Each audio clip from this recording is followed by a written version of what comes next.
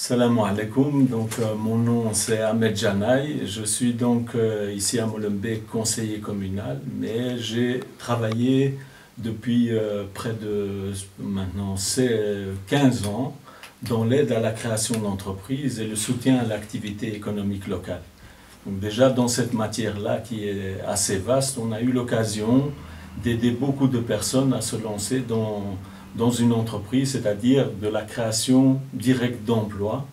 Et cette création directe d'emploi peut avoir aussi un impact sur l'emploi local, puisque les entreprises qui ont été lancées et qui sont un peu stabilisées du fait qu'elles ont reçu ces conseils et cette aide au lancement, elles ont permis d'engager d'autres personnes. Et donc ça fait que il y a une création directe d'emploi que l'on peut estimer aujourd'hui à près de 300 personnes qui sont actives dans ce domaine. Donc voilà le résultat concret d'une politique qui a été lancée par la commune de Molenbeek, et en l'occurrence ici initiée par le bourgmestre de Molenbeek, et qui peut avoir un impact directement sur un des problèmes fondamentaux de la commune, c'est-à-dire l'emploi. Bien sûr, c'est pas le seul axe, mais c'est un axe assez important.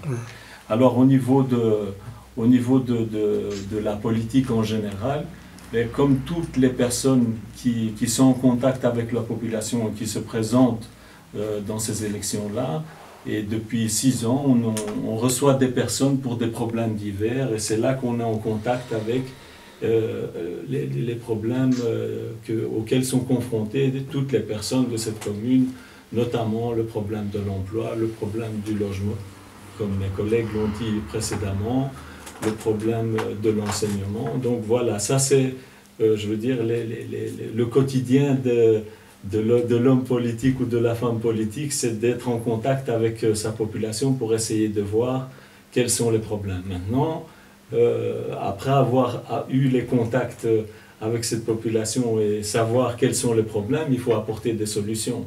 Et c'est là que le projet collectif que nous proposons de mettre sur pied, c'est d'essayer de mettre en avant des solutions qui vont régler de façon un peu plus massive ces problèmes-là. On a parlé par exemple du logement.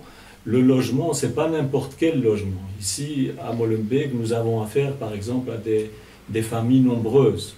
Donc, faire du logement avec 1 ou 2 chambres, ça ne va pas apporter des solutions pour la population. Ici, il faut essayer de mettre sur pied ou de construire des logements avec plusieurs chambres, avec 4, 5, parce qu'il y a beaucoup de familles qui sont des familles nombreuses. Donc là, par exemple, c'est un choix directement, un choix politique, que la liste du bourgmestre a déjà fait, que depuis 6 ans, il y a un bilan très positif par rapport à cela, mais il faut continuer, parce qu'on a, rien que dans les 10 dernières années, on a déjà eu près de 15 000 habitants en plus, et ces 15 000 habitants, ils ont les mêmes caractéristiques que ceux qui existaient avant, donc il y a encore une grosse proportion de personnes qui ont des familles nombreuses. Ça, c'est pour le volet logement. Donc, essayer de mettre sur pied des logements le plus possible, d'offrir des solutions, mais aussi régler le problème, faire le choix entre une bonne répartition entre les familles nombreuses et les logements plus petits. Alors, au niveau de l'emploi, il faut aller plus loin. Il faut proposer des solutions. Ici, par exemple, au niveau de l'emploi, il faut continuer à mettre sur pied notamment des politiques économiques comme on l'a fait depuis 6 ans, mais rentrer encore plus loin, c'est-à-dire aller en contact avec les entreprises locales, faire une politique tout à fait dynamique au niveau de l'économie pour aller chercher, parce que la création d'emplois, elles sont limitées et ce n'est pas la commune qui peut engager indéfiniment des personnes. Elle a fait déjà beaucoup pour créer la diversité. Il y a, on va dire, moins de 15 ans, il n'y avait aucune personne de nos quartiers qui était représentée à la commune. Depuis 15 ans, voilà, il y a eu un engagement plus important des personnes qui connaissent les réalités des quartiers. Mais il faut continuer maintenant, mais ce n'est plus la commune qui peut le faire. Donc ça veut dire qu'il faut des initiatives qui vont aller chercher de l'emploi, mais dans les entreprises. Donc là, alors, j'ai une question, Ahmed. Qu'est-ce que vous faites la question de la propreté et la sécurité des citoyens? Voilà, c'est un gros volet, parce qu'une fois que toutes ces populations sont là, il faut aussi régler le problème de la propreté. Ben, je pense que de toute façon, il faut mettre sur pied des politiques. Ce n'est pas parce qu'on est dans des quartiers où il y a beaucoup de population, etc., et que les gens sont peut-être moins regardants, qu'il ne faut pas solutionner ce problème. Justement, il faut régler ce problème. Parce que le Molenbeek, on donne un exemple, tout le monde se plaint de Molenbeek, que c'est pas propre et tout ça. Ah ben écoutez, on parle beaucoup de Molenbeek. C'est vrai, parce que... Des fois, on exagère aussi, c'est devenu presque... pour certains, une destination exotique. Je pense qu'on exagère aussi souvent, mais il y a des réalités. Nous, on fait pas, ça veut dire, on fait pas de l'angélisme. On n'est pas en train de dire que Molenbeek est en plein développement.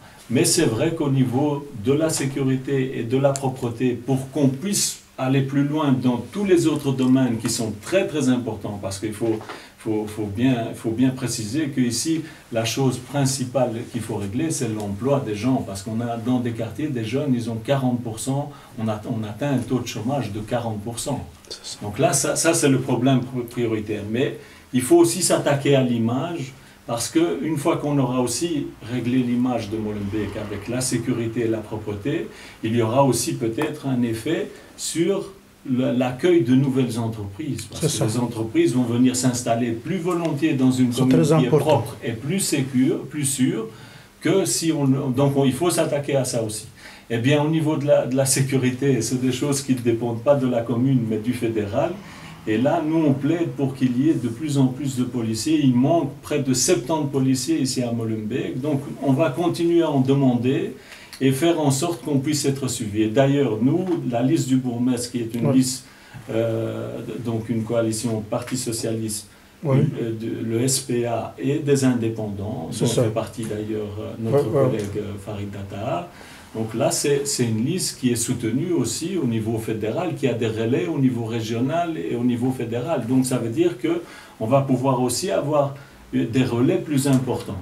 Donc ça, c'est pour ce qui concerne la sécurité. Malheureusement, des fois, ça ne dépend pas de nous. Nous, on peut bien sensibiliser les policiers pour qu'ils soient plus attentifs par rapport à Molenbeek, mais quand il manque d'effectifs, malheureusement, on ne sait rien faire. Au niveau de la propreté, là aussi, c'est un travail de sensibilisation qu'il faut mener encore de façon plus profonde. Aller voir les gens, discuter avec eux et voir ce qu'il y a moyen de faire avec la population pour que justement, elles prennent conscience que tout acte qui est posé au niveau de ce genre d'incivilité va avoir un impact sur l'emploi de leurs enfants. Donc il faut relier de façon encore plus précise peut-être pour les gens cette image-là, la malpropreté, avec l'emploi des enfants. Parce que si maintenant, moi, je sais que mon enfant risque de ne pas avoir un emploi parce que j'aurais fait un acte incivil au niveau de la propreté, je vais peut-être être